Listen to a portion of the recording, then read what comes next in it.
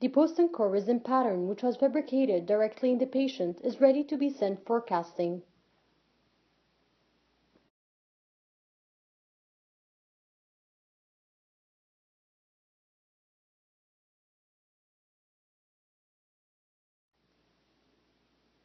The post and core pattern is sprued on the incisal or occlusal end.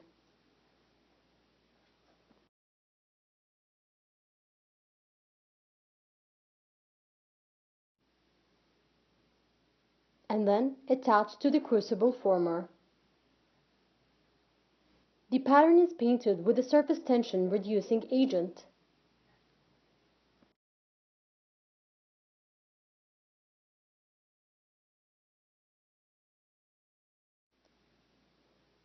It should be noticed that a ring liner is not used in this procedure, as this will restrict the expansion of the investment, which will result in a slightly undersized cast post and core that fits somewhat loosely in the canal. Invest using a thin stream of material and low-frequency gentle vibration.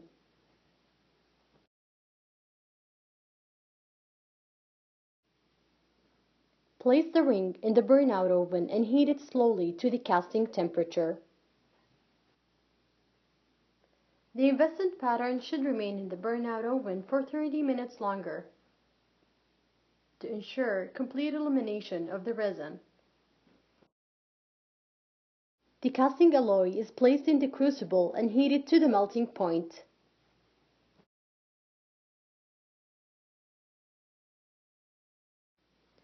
Now the mold is placed in the cradle of the casting machine, and casting procedure is completed.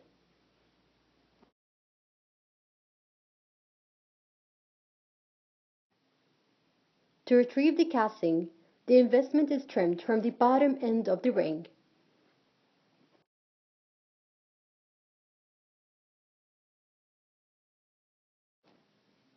The dark oxide layer and other remaining particles of investment should be removed by lightly air braiding all surfaces.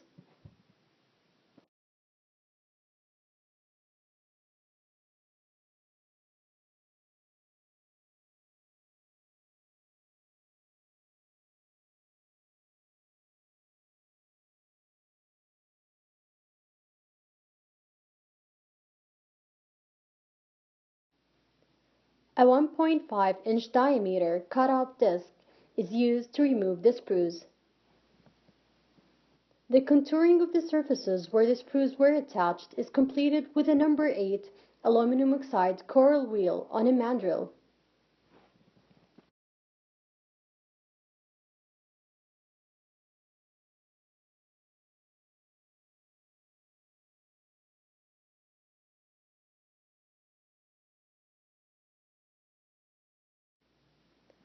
After removal of the provisional restoration, an endodontic file or a piezo-reamer is gently rotated in the canal with fingertips to ensure that no fragments of the provisional restoration, cement, or cotton pellets remain in the post space.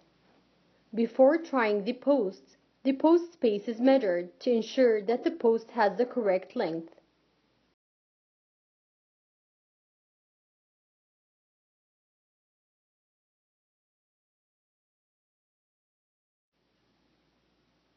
The post is then inspected, and any visible casting nodules are removed with a burr.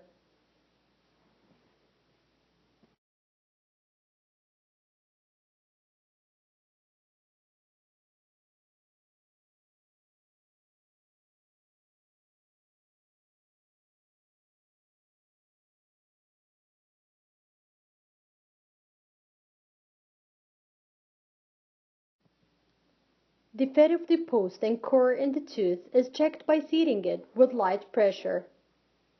Any heavy forces should never be used, because the root may split by wedging action of the post. If it binds in the canal or will not seat completely, the post should be sprayed with a thin layer of a dry aerosol indicator and reinserted in the canal.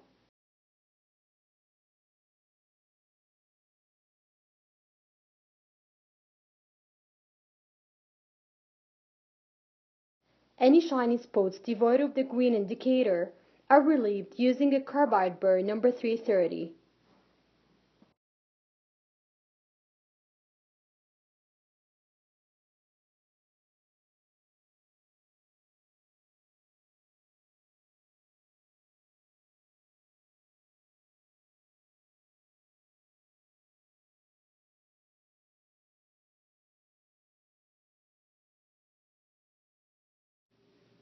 Once complete seating of the post is confirmed clinically, a radiograph is taken to verify the fitting of the post inside the canal.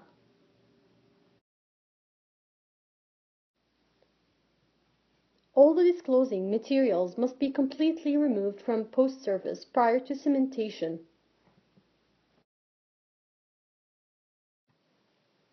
The post space is irrigated with normal saline and dried with paper points.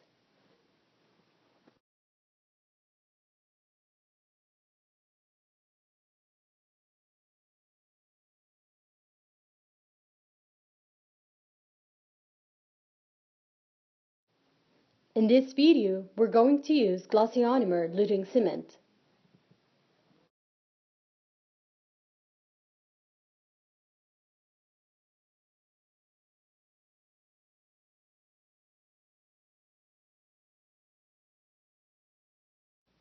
Apply 1 spoon of powder to 2 drops of liquid.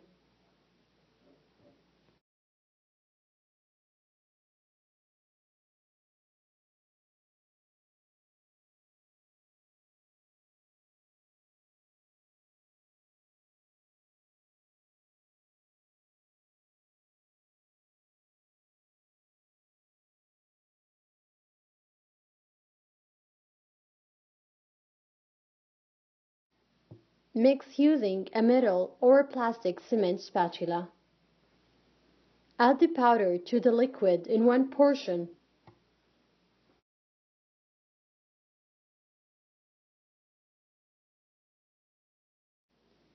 Continue to smooth out the paste until a homogeneous stringy mixture is obtained. After mixing the cement, some of it is inserted in the canal with a lentil or spiral. It has been shown to provide twice as much retention as merely coating the post with cement.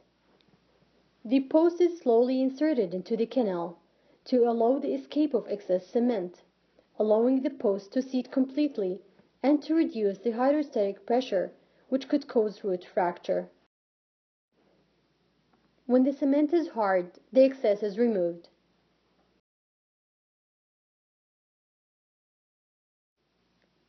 No adjustments should be made immediately after cementation, because vibration from the burr could fracture the setting cement and cause premature failure.